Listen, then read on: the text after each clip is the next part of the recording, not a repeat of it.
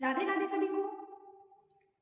आज की कक्षा में हम श्रीमद् भागवत की तृतीय दिवस की जो कथा है, तृतीय दिवस की कथा की विषय सूची नोट करने वाले हैं। तो चलिए साथियों, अपना पेन और नोटबुक तैयार रखिए। तो चलते हैं सनातन ज्ञान कथा की ओर।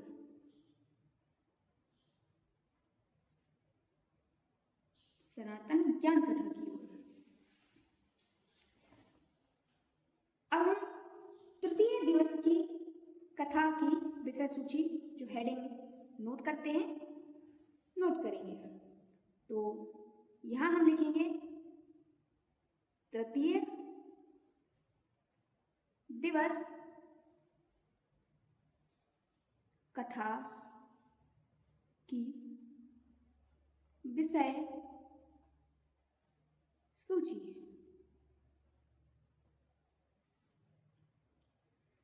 साथियों, पंचम स्कंध की कुछ चरित्रों की कथा हमने द्वितीय दिवस में अध्ययन की, द्वितीय दिवस की विषय सूची में अध्ययन की, और यहां पर भी हम तृतीय दिवस में पंचम स्कंध से ही आरंभ करेंगे। तो यहां हम लिखते हैं पंचम स्कंध। पंचम स्कंध के अंतर्गत तृतीय दिवस की जो कथा है, हम प्रारंभ करेंगे भरत वंश के राजाओं का वर्णन। भरत वंश के राजाओं का वर्णन।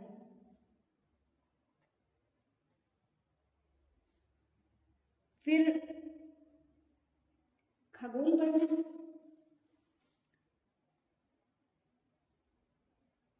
खगोल वर्णन। इसके आगे जम्बू द्वीप की नदियां यानी नदियों का वर्णन। जम्बू द्वीप की नदियां। आगे 9 वर्षों का वर्णन। 9 वर्षों का वर्णन। इसके आगे सूर्य वर्णन। सूर्य वर्णन। फिर पातालों का वर्णन।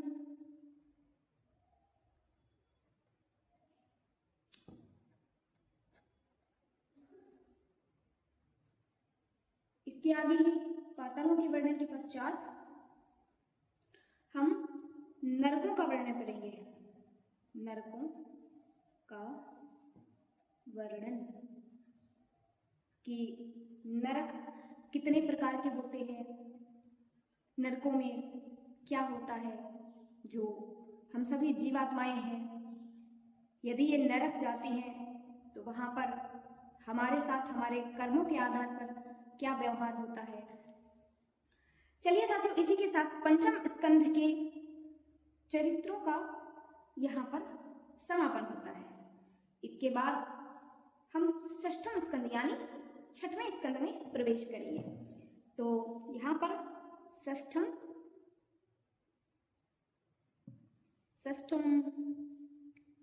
स्कंध। षष्ठम स्कंध में हम अध्ययन करेंगे अजामिल आख्यान। अजामिल आख्यान।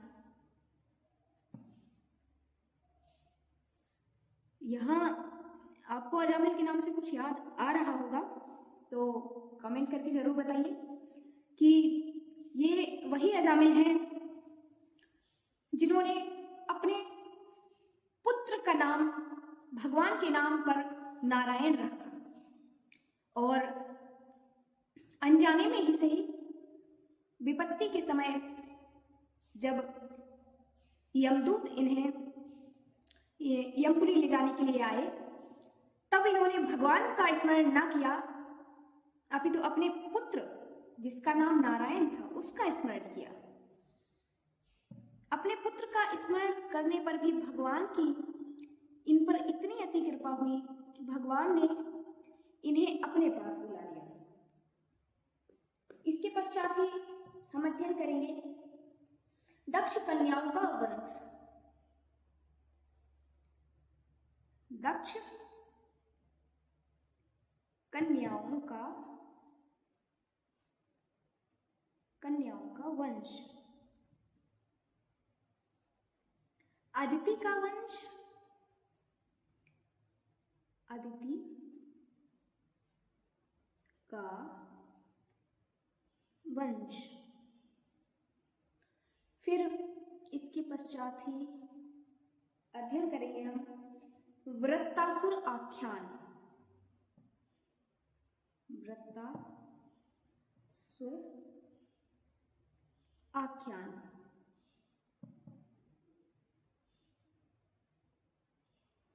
इसके आगे दिति वंश। दिति वंश। साथियों, दिति वंश तक षष्ठम स्कंध में हम अध्ययन करेंगे। इसके पश्चात सप्तम स्कंध में प्रवेश करेंगे हम, यानी सातवें स्कंध में। सप्तम स्कंध। सप्तम स्कंध में हम अध्ययन करेंगे नारद युधिष्ठिर संवाद। नारद युधिष्ठिर संवाद।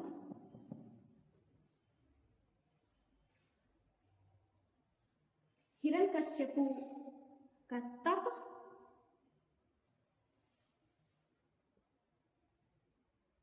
हिरण्यकश्यपु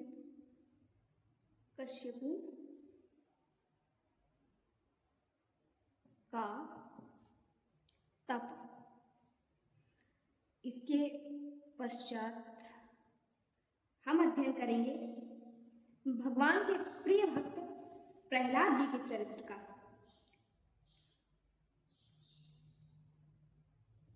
प्रहलाद चरित्र।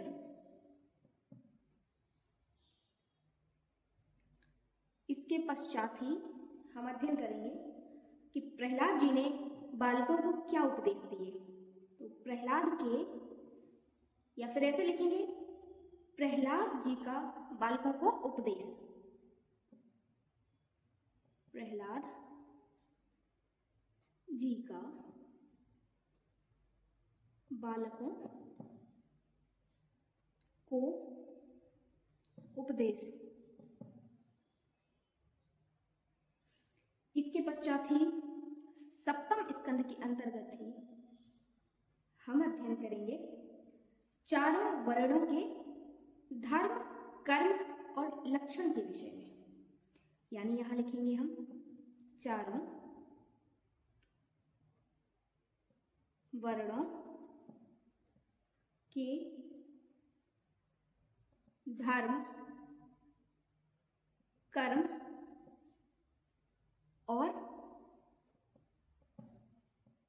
लक्षण। साथियों, इसी के साथ हमारी तृतीय दिवस की कथा की विषय सूची समाप्त होती है। इस विषय सूची को आप रिवीजन अवश्य करिए, जिससे आपको आने वाली क्लास में ज़्यादा परेशानी नहीं होगी कि हम आने वाले चरित्र में इनके चरित्र के बाद इनका चरित्र अध्ययन करने वाले हैं। तो चलिए साथियों, इसी के साथ सभी को राधे राधे।